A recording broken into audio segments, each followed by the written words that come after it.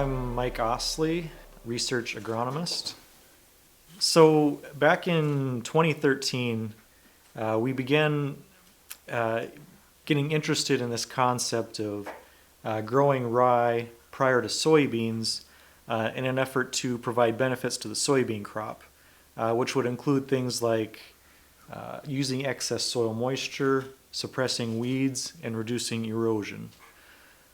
With that in mind, we started setting up a series of experiments to begin finding the best way to manage the soybeans.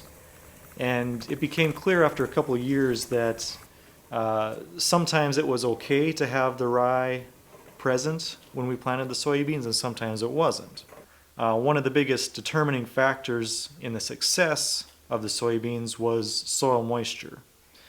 And so we wanted to start figuring out how to better determine when we should terminate the rye in order to maximize the soybean yield potential. So that kind of brings us to our current set of treatments that we're testing, in which we are terminating rye at various points relative to our soybean planting and measuring the amount of soil moisture to figure out maybe when we hit that threshold of when the soybean yield is being affected.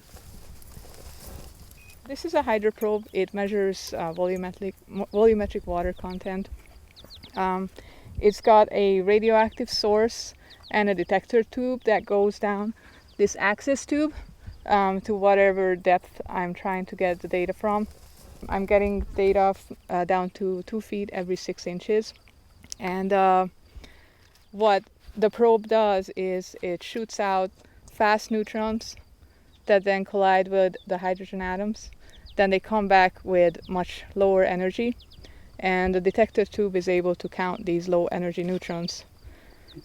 And that's what we convert to volumetric water content. These 3 plots that we're looking at, termination 7, standing rye in soybean, and termination 2, showed how soybean was affected by different termination timings of the rye. So termination 2, the rye would have been terminated 2 weeks after green up, well before soybean was planted.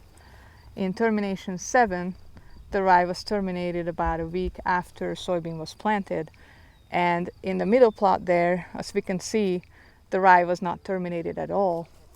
And if we look at the soybean biomass, we can visually see that the soybean was affected by the growth of rye in both termination 7 and in the plot where rye was not terminated. Now, if you want to look at it, there is a plot here that is soybean only, that didn't have any rye. It's very similar in size to termination.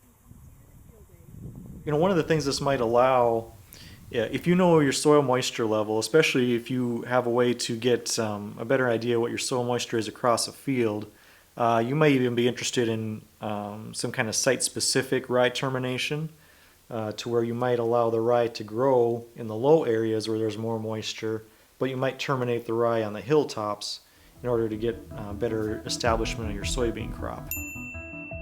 The recommendation is to keep a 2-week window between rye termination and soybean planting. Under the right conditions, we know that we can plant green into living rye and have the soybeans be safe. But until we get a better handle on the risk factors behind that, we're going to keep our recommendation for now at 2 weeks prior to planting for termination.